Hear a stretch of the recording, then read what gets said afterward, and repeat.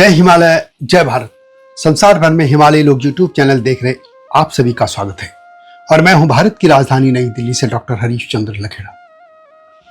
भारत में वक्फ बोर्ड कानून में संशोधन के बाद पसमानदा मुसलमान चर्चा में है। वक्फ बोर्ड में अब पसमानदा मुसलमानों को भी शामिल करने का प्रावधान किया गया है।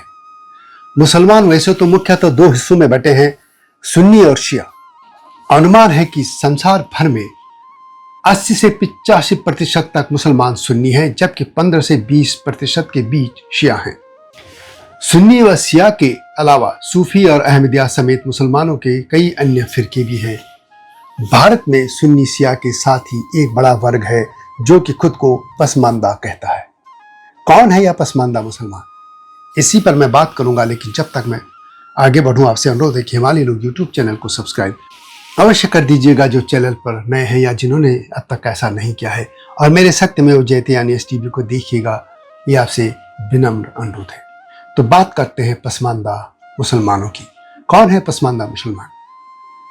पसमानदा मुसलमान भारतीय समाज का एक बड़ा और वंचित समूह माना जाता है, जो कि सामाजिक, आर्थिक और राजनीतिक तौर पर आज भी हाशिए पर है। माना जाता है कि भारतीय मुसलमानों में 80 से 85% हिस्सा या आबादी पसमानदा मुसलमानों की है। उत्तर प्रदेश और बिहार में पसमानदा मुसलमानों की संख्या सबसे अधिक है। वैसे पसमानदा मुसलमानों की जनसंख्या का कोई ठोस आंकड़ा उपलब्ध नहीं है। सच्चर कमेटी ने 2004-05 में अपनी रिपोर्ट में पूरे भारत में OBC और SC/ST मुसलमानों की संख्या 40% बताई थी।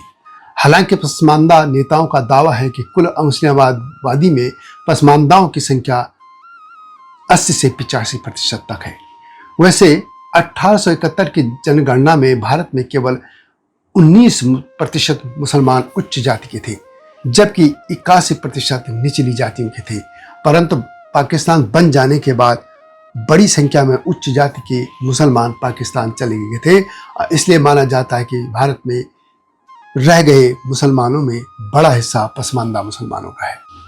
पसमानदा शब्द फारसी से लिया गया है, जिसका अर्थ है वे जो पीछे छूट गए या दबे हुए। यह शब्द उन मुसलमानों के लिए प्रयोग किया जा रहा है जो सामाजिक, आर्थिक और शैक्षणिक क्षेत्र में अन्य मुस्लिम समूह से पीछे हैं। ये वे मुसलमान हैं जो हिंदू, दलित व पिछड़ी जातियों से कन्वर्ट हुए थे।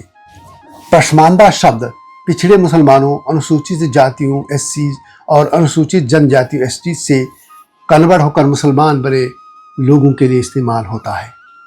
भारत में मुसलमान भी जाति के आधार पर विभाजित हैं, जिन्हें मोटे तौर पर 3 श्रेणी में बांटा गया है: अशराफ, अजलाफ और अर्जाल। अशराफ मुसलमान यानी कुलीन अभिजात वर्ग के मुसलमान हैं। वे विदेशों से आए मुसलमान हैं। इनमें अरब, फारस, तुर्की, अफगानिस्तान आदि क्षेत्रों से आए सैयद, शेख, मुगल और पठान मुसलमानों के वंशज हैं। या वे हिंदू जो कि उच्च जातियों के थे और कन्वर्ट होकर मुसलमान बन गए।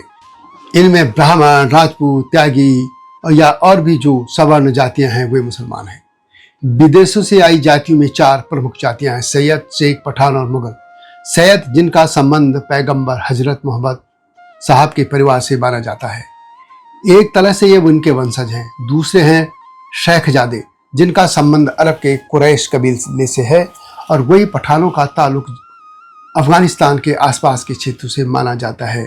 इसके अलावा चौथे हैं मुगल, जो कि मुगलों से संबंधित हैं और उनके साथ भारत आए थे।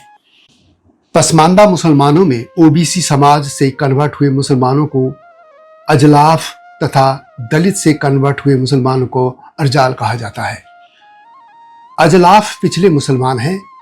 ये वे हैं जो कि मध्य जाति से धर्मांतरित लोग हैं और हिंदुओं के आज के OBC के समान हैं।